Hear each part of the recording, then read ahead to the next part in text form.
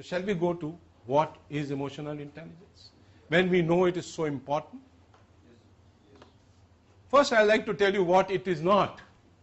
Being nice is not. Being emotional is not.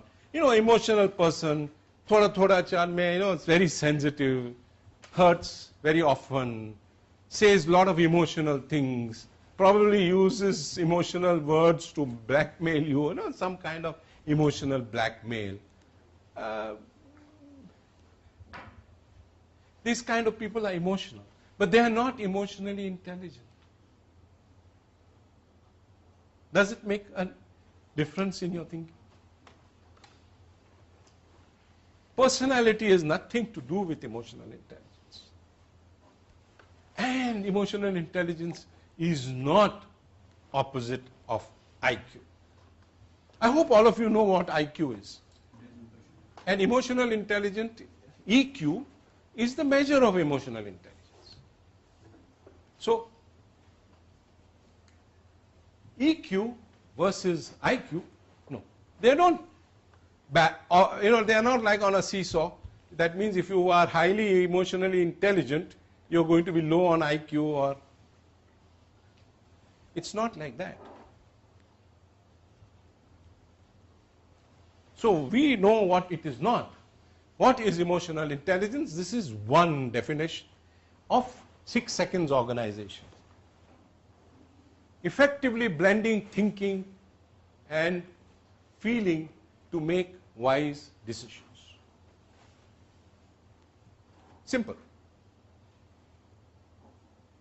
So it is bringing together emotion and reason, cognition and emotion. Is it okay? I gave you that example. Fellow at a meeting feels very upset and he wants to punch, and he finds out that his boss, and he better keep quiet and be nice around it. It's being emotionally intense. Simple example. I told you about that neighbor whose people were swimming in the pool. Emotional. Now, it's nothing great. It's nothing mysterious. It's nothing, some big funda. No, it's very simple. It's fusion of emotion and cognition, bringing things together, thinking and feeling. Now, emotional intelligence is far more, makes a greater difference for effective leaders than IQ. Now, research has shown that 75 to 95 of your career success is attributed to EQ, whereas IQ accounts for only 4 and 25, between 4% to 25%. This is research. You add up 75 and 25 is 100, 95 and 4 is 99. I like to tell you a little story. Not a story, a little funny thing. It may be due to good looks. A large percentage of American CEOs of Fortune 500 companies are over 6 feet tall. And the average height of an American male is 5 feet 10 inches. So what is this? What is it? They're looking for somebody who's nice and tall to make him a CEO. Anyway, this is don't take it very seriously. It is so, but it is not important to what I'm trying to say. But you can take this 67% of your abilities deemed essential for performance is emotionally intelligent. At middle level executives, middle level leaders, when you go to CEO, it is 85 to 90% of his competencies have to be EQ related to be successful and effective. I'm just trying to bring out how important it is to be emotionally intelligent. It is not being emotional, it is being the two. When emotions are not intense, you know what is intense. It's soft emotions, you don't even know they are there. But when that is the time, most of us, most of the time, are emotionally intelligent. We are, all the time, most of the time, most of the time. What are we doing? We are making decisions, we are making choices, we are getting up and going and doing it. Is it right? So you are emotionally intelligent. It's only when I said from the very beginning, not all the time, not some of the time, not most of the time, some of the time, when pressures are high and it gets hot behind the collar, that you do or say something which you regret when the dust settles down. But otherwise, you're emotionally intelligent. So when the emotions are intense, do not take the slippery down road by a reaction. I'm angry with you, parak. Right? Take a pause, 6 seconds pause, start asking questions. What am I feeling now? What does this feeling trying to tell me? What do I really want here and now? Really want now? Of course, Manish said a few more questions. What options do I have? How should I respond? I'm not reacting, I'm responding. How should I respond? What do I want in the long term? Not now. Vision. And you take the high road instead of slippery down road. Now you will say, who has the time? At that time when it happens so fast. Kidhar? At least learn to pause. Make a habit of pausing and ask one question. Make a habit of asking one question. It will take time, but you have to start. Pause. Ask that question. Don't pause and have your internal dialogue keep on pushing this thing up and up and up, like putting hot air into the balloon. Because, yeah, he did this, he did that, he's done that, always does that. And then it blasts, worse. I'm not saying that. Ask one of these questions.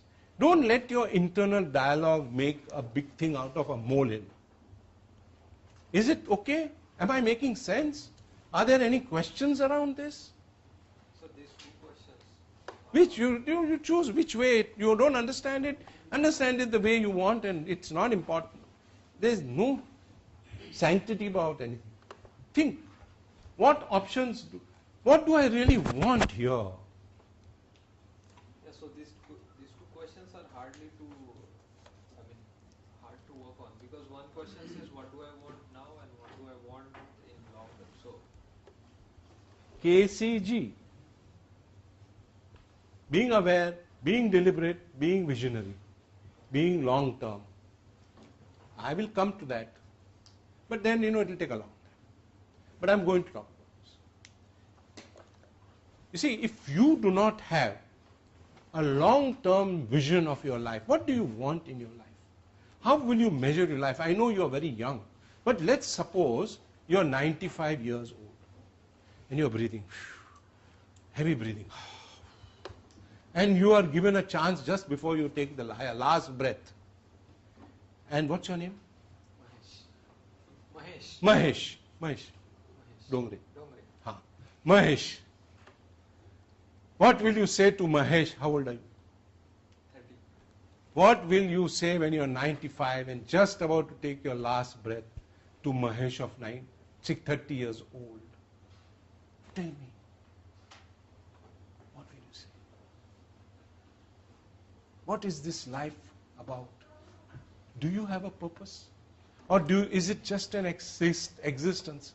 You go to FinServ, work, come back. You saw the videos on the TV, had dinner, went to sleep, got up in the morning, went to work. That's an existence. You need a purpose which is larger than you, more than yourself. Why do you think Sir is teaching you? He wants to make a difference in your lives. That purpose is greater than himself. That is the long term. Do I make a sense of it?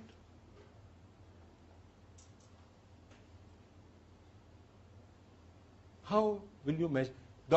God is not an accountant. वो नहीं बोलेगा you did so much good and so much bad and balances this. He is going to ask you, how many people's life did you make a difference to?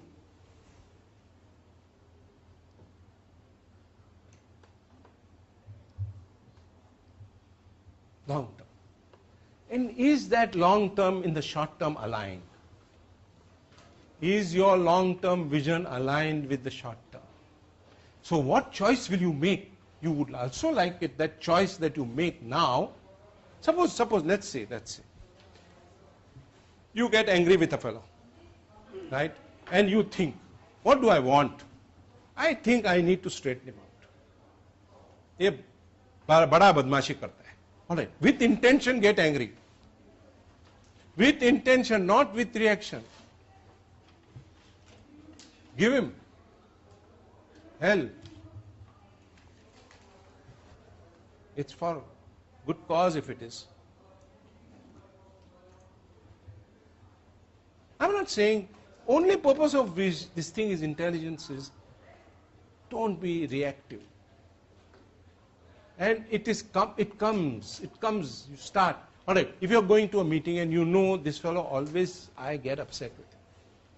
For some reason or the other. I either keep quiet or I shout. And so Manish tried that. I'm going to the meeting with intention. I'm going to behave like this. Pre-planned. Pre-planned. You do it. You do it once, twice. Third time you do it without making an intention, you'll go. Do it 3-4 times. In 21 days, I assure you, if you do it, that habit will be, new habit will be formed. You want to give up smoking? I'll tell you how to give up. But you must want to. It's very important that you want to change. If you are very happy with your khadu self, you can carry.